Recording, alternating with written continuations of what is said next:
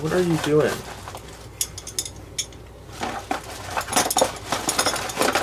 What are you doing? I'm inventing Christmas. Dickens is the name, and writing's his game.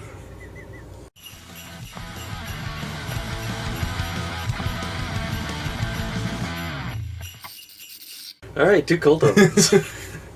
You know what you should do? You should do the da-da-da and then a record scratch and then show mine and then finish the intro. Just slice it in half. Hey guys, Lex Dahl here. And I'm Bat Tracy. For Punk Rock Blues.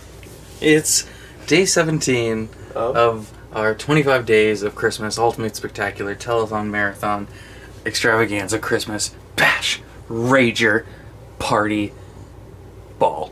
It's the man who invented Christmas, pictured here, I think. Directed by Bharat Nula or something like that. It was a hard name to pronounce. Who's taking the story? You want to take it? Am I taking it? What are we doing? I can take it. You can take it. So it's about Charles Dickens, Yeah. and he is a famous author in Is the he? 1800s. Yes, because he wrote Oliver Twist. Oh. But after Oliver Twist, he had 3 flops. One of which is like the Puzzle Wits or something like that. But apparently made a guy weep. Spoiler alert. Yeah, this is from Dickens 2017. Pretty recent, so it's kind of recent. We'll but have a timestamp to. it's also a story from the 1800s, so it's not anything new. Well, the life. Continue. So basically, Charles Dickens, he had these 3 flops, and he's like, got writer's block. He's like, I don't know what I'm going to do. His deadline's coming up for a new book. His publishers are like, you got to do something. And then it hits him in the face like a brick or a potato that he is going to write a story about Christmas. Because he witnesses this guy at like a funeral who's really rich and had no friends, and he's like, humbug. And he's like, humbug, humbug, humbug.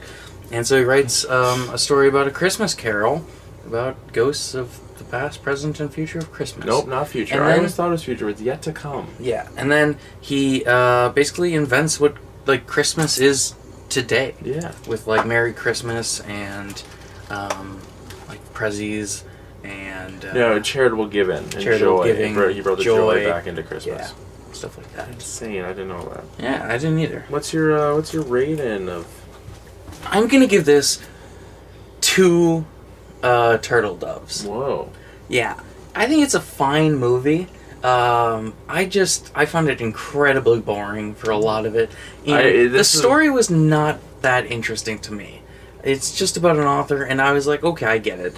Very early into it, I was like, I understand this, but I don't know. Just wasn't my thing. This was one of the. I actually kind of guessed you were going to give it that. I didn't know you were going to give it less than a 3, but this was the one where I was sitting there. You've been sitting there watching a lot of mine, being bored, and being like, oh, you're not enjoying this. This was the one where I was like, oh, he is having a struggle.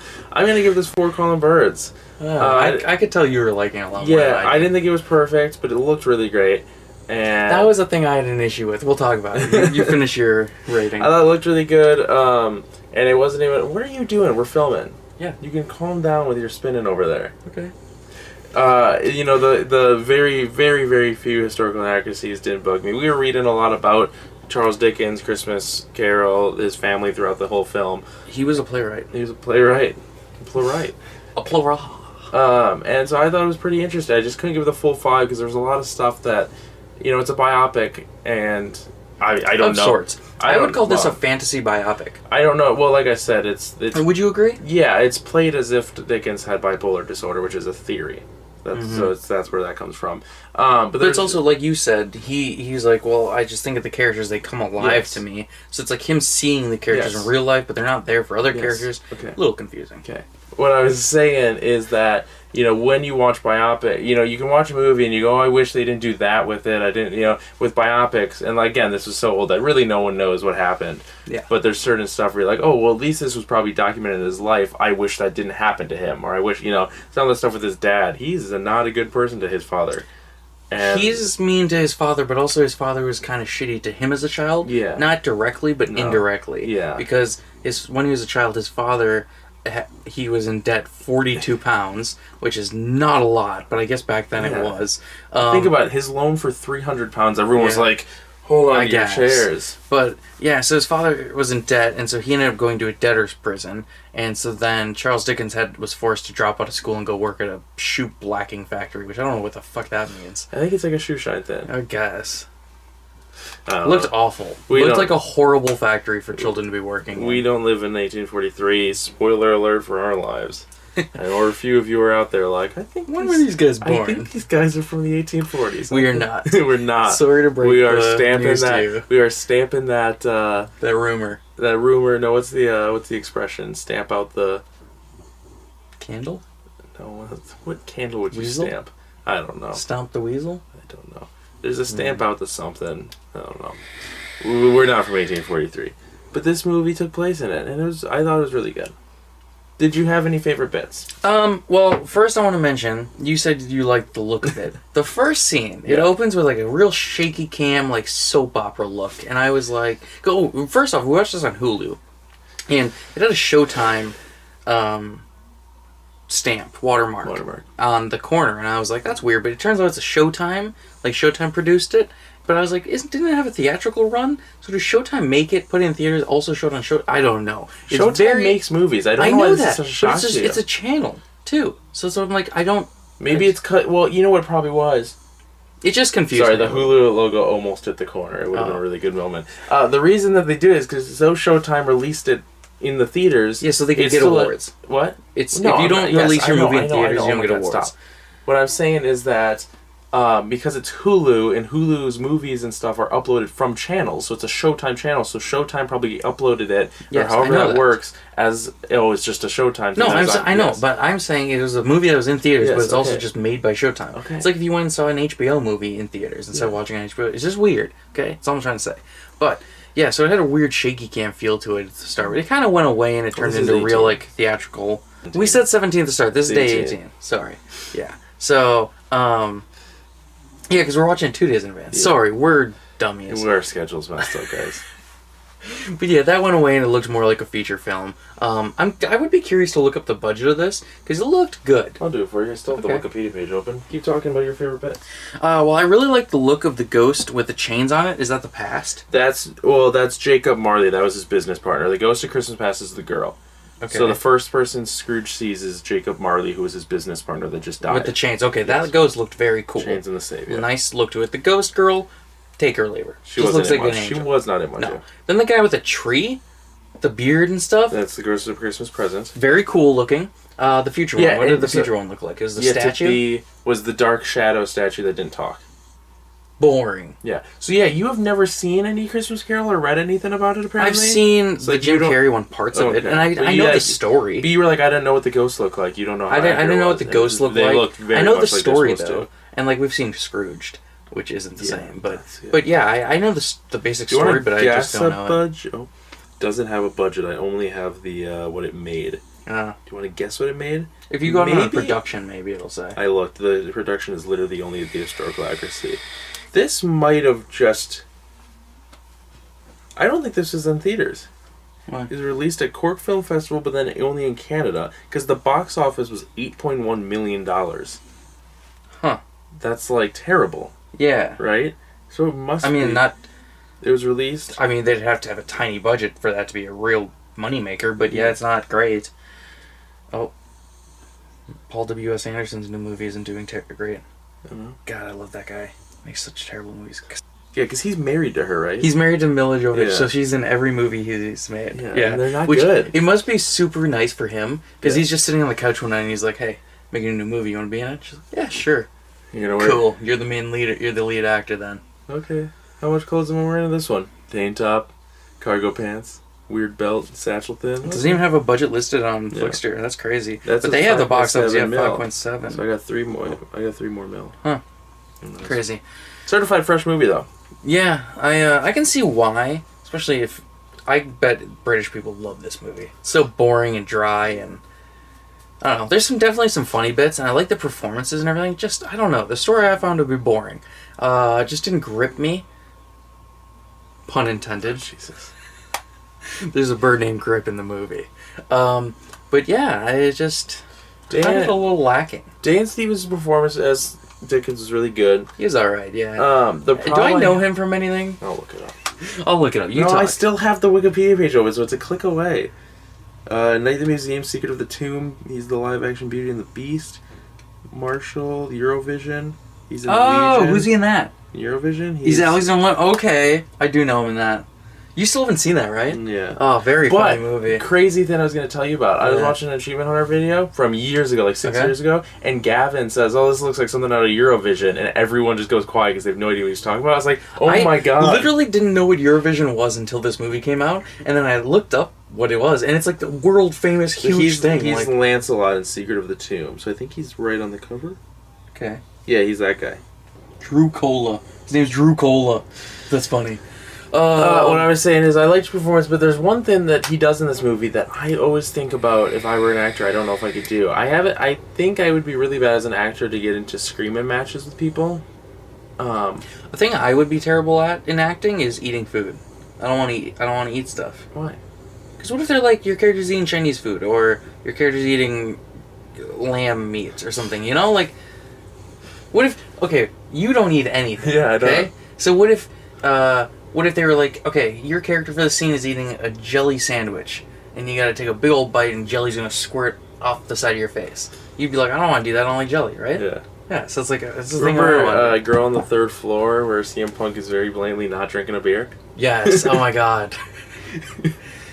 Anyways, what I was saying is I don't know if I'd be really good at like screaming matches as an actor, just because like I just don't know. I feel like I would break too much. Oh, I can get into a good scream match because me and Zen do that. Well, I know, but I think that's kind of an autism thing. Okay. Yeah. But especially, I don't think I could ever yell at a child, and he just gets in her face, and he's like, "You're out of here!" I would love to do that. That's a thing from the Santa Claus. Yeah. Where I'm like, that's probably Tim Allen's favorite part of those. Because I don't know if you know this. This is totally off topic. Different franchise. Yeah. Tim Allen hated making the Santa Claus movies because of the prosthetics he had to wear, but I think his favorite part of those movies has to be when he gets to scream at children. Because the elves are children, right? Yeah. Like, legit children. And then he's just like, ah, fucking idiot, you shitty elf. Like, that must be not the dialogue.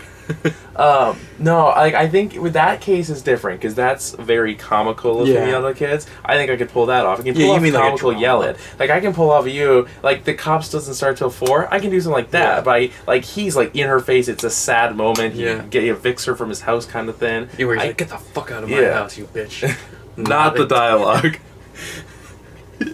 I don't know how much I have to say about it. I thought it was really good. It's a fun the character that he's talking about, I just want to say, his name is Tara. Her name. And I had a really funny The United States of Tara joke, but you don't know what that is, so you didn't get it. I thought it was really good. I think it's a fun take on a biopic of seeing. It definitely was interesting because it's like a fantasy biopic. Yeah, I wondered how it was going to work. Because there's fantasy elements to it. I wondered how it was going to work because I knew it was him writing The Christmas Carol. And again, this was one I wanted to see. I don't know if we mentioned this. I wanted to see this when we came out, but someone wouldn't go with.